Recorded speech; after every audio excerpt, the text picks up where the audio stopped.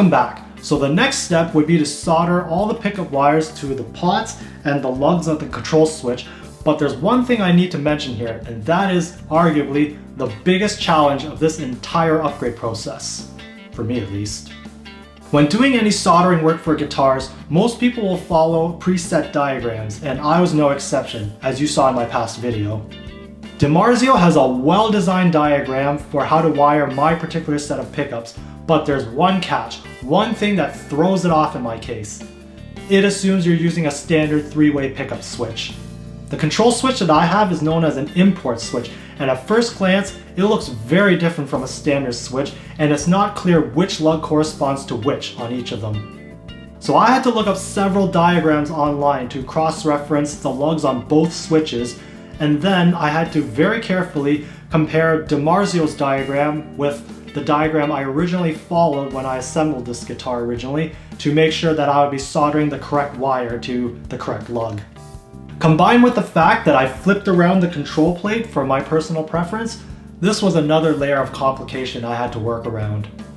So why is this such a big deal? It's because it's daunting.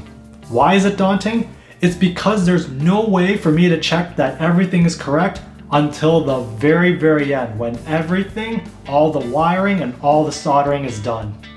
Of course, I could undo all the wiring and soldering and redo it all over again, but that's a major hassle that I'd rather avoid, so I made sure to go through all these diagrams really carefully to make sure I'd be able to nail all of this in one go the first time around. With all that said, here we go. So I started off by pre-threading the pickup wires through the holes leading to the control switch and pre-labeled everything accordingly. Then I soldered the pickup wires to where I think everything should have gone, and please excuse my head getting in the way of these shots. But let me tell you, that wooden block for the control plate really did come in handy. But eventually I did have to take it off in order to progress. And after soldering the pickup wires to their respective lugs and pots, I threaded the wires through the input jack hole, then soldered the input jack on. The last bit of wiring work was to thread the ground wire from the control plate to the bridge. I should mention I removed the original one, so I had to solder on a new one. It's the only white cable you'll see here.